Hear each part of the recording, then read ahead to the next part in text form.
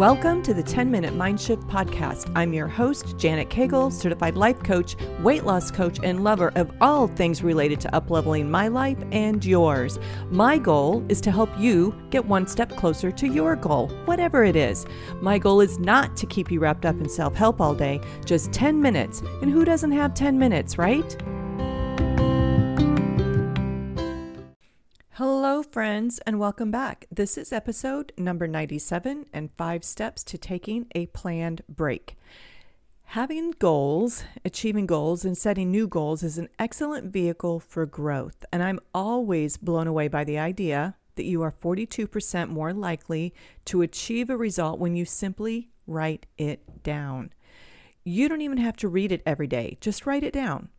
Listen to episode number 8 if you want to hear a super spectacular manifestation story and how much was created by simply writing it down. There's a lot of science behind why that works, but that's not what this episode is about. Just as important as having a goal, in my opinion, as a goal expert, is taking a break, a planned break. Now, don't misunderstand the difference between a break and a quit. They are not even close to being the same thing. In fact, a break can be exactly what is needed to re-energize your mind and body and get even more closely aligned to your outcome. Taking a planned break is constructive. A quit is destructive. A planned break is constructive action to take, but only when your thoughts and emotions driving the break are constructive.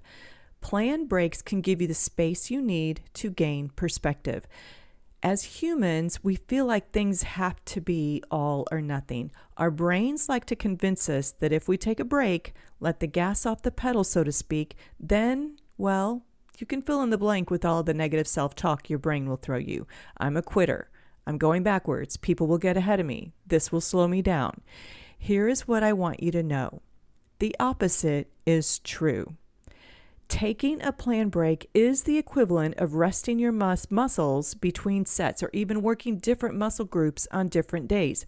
We don't do triceps every day, right? We exercise a planned break. Think of a planned break as a recovery period. In some cases, taking a planned break from one goal allows you the capacity to double down on another goal. It doesn't have to, but it could. A planned break can also allow you time to just think about your goal and work on your relationship with your goal. You know the old saying of absence makes the heart grow fonder, and it works the same way for your goal. All right, so what does it mean to take a planned break from your goal anyway? I'm going to give you a few ideas. A few years ago, when we lived in Oklahoma, there would be a period of time that the weather was either too cold and rainy to ride, or it would be extremely hot and not healthy to ride. It was winter when I decided to start my blog, and then that is when I decided to plan a riding break. I took the shoes off the horses, stopped worrying about the competitions, let them just be horses roaming and eating and drinking, and it gave everyone a mental break and a physical break from always being in competition mode. I took 60 days and did not think about my writing goals. It ended up being a really good experience. I took a planned break the following year too. I can tell you, though, that even taking a planned break, the brain wants to throw you thoughts like, who are you if you don't ride? What will happen to your skills? Their skills? You will lose the confidence. What will people think? Would they think that I wasn't committed or that I quit? Here is what I learned. I am still me, even if I don't ride. My horses did not lose their skill, and neither did I. In fact, we both got better. The muscles got sore, but that's okay. Most people did think I quit, and that's okay too. What they think is not my business. I loved the time that I spent visualizing, working out with the intention of getting back in the saddle after my break. Loved the grooming time, just loving on them and fussing over them with no goal and no intention except to be with them. It was pretty revealing to me, and so from time to time, I still plan breaks from writing intentionally with the purpose of reorganizing my thoughts and emotions and ideas for getting better. And when I do get back in the saddle, I am better. You can take planned breaks from any goal that you have without losing ground, letting it all go to heck, or throwing in the towel. You can take a planned break a day out of the week, or a day out of the month, a week out of the month, a week out of the year. You get to decide from your prefrontal cortex, the adult part of your brain, the higher and more evolved part of your brain, how long this planned break lasts. Quits happen from the primal part of the brain, the part of the brain that, while very important, it has the sophistication of a 3-year-old.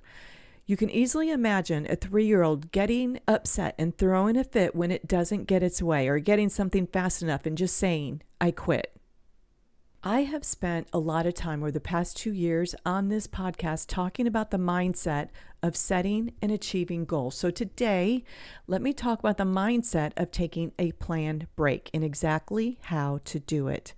All right, number 1. Plan the break for when it makes sense.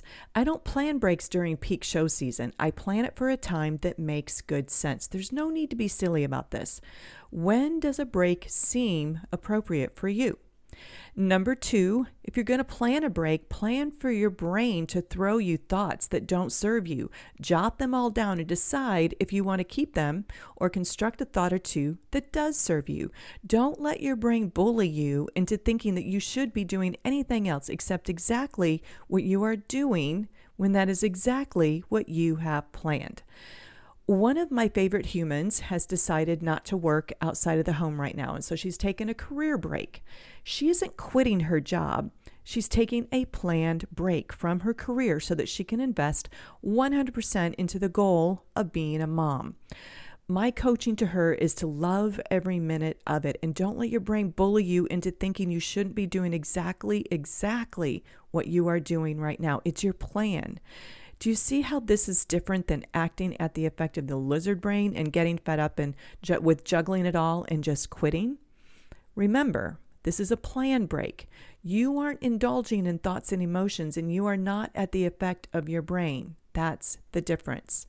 Number 3, set yourself up for the return in the best way possible. Just because you are on a break doesn't mean that all of the things you have accomplished up to this point should be thrown out. When I take a planned break, I still eat right, move my body. I think about my riding, spend time with my horse, doing different things. The last thing you want to do is have to start over. It's not about going backwards when you take a planned break. It's about a new perspective and an up-leveled perspective. Number 4, plan how long. Now, I mentioned a couple of months for my planned break, but planned breaks can be a few days, a few weeks, whatever you think. There is no rule on this one. You get to plan how long. You also get to plan what you do instead. It could be a week by the pool or 24-hour Hulu binge. Your break gets to be whatever you want it to be. And you can do this without turning it into self-sabotage. I condone highly responsible break taking from your adult brain, but I do not support self-sabotaging behavior from your lizard brain. Number 5, finally, enjoy it. If you are not enjoying the planned break, you are not doing it right. The planned break is a reset. It's a recovery. It's a fresh perspective. It's a deep inhale and exhale. It's not anxiety. A planned break is still an opportunity for evolution and growth and living to your highest and best human experience. All right, so this is where I tell you about my planned break. I'm taking the summer off, and I will not be recording any new podcast episodes this summer. Now, if this is your first time listening, no worries. I have 96 others for you to binge on. If you have been listening for a while, I suggest going back through them. I do it all the time. You are not the person you were the first time through. You will hear something different and in a new way when you go back through the episodes. Set your subscription up to notify you when a new episode hits, and then you won't miss anything in the event that I jump in here to give you an update. The other thing, make sure that we are Instagram friends or Facebook friends. You can keep up with the things that I have going on there as well. So what will I be doing instead? I am doubling down on some work projects that I want to get done, and I'm super excited about that. I love what I do, and I have so many things that I want to contribute, and I feel compelled to really double down in that area this year. I'm also feeling super drawn to working even harder on my writing goals, which means more study and really immersing myself into the things that I'm ready to learn and execute. I want to do those two things without feeling the pull. All right, so I would love to hear from you and let me know if you have a planned break scheduled for something, and let me know if you would love help in planning your break. You can still ping me for a 30-minute mind shift. It's as easy as an email. All right, my friends, that is what I have for you. And now go have the best day ever. That's a wrap. I hope that you were able to experience a mind shift of your own today. Listen, if you loved this podcast, you should totally check out my Life by Design 6-week bootcamp. It's a work at your own pace workshop and something that you can do over and over and over again to uplevel your results. If a one-on-one coaching program is more your jam, I am all in. Just shoot me an email and get ready for a transformation at the speed of life.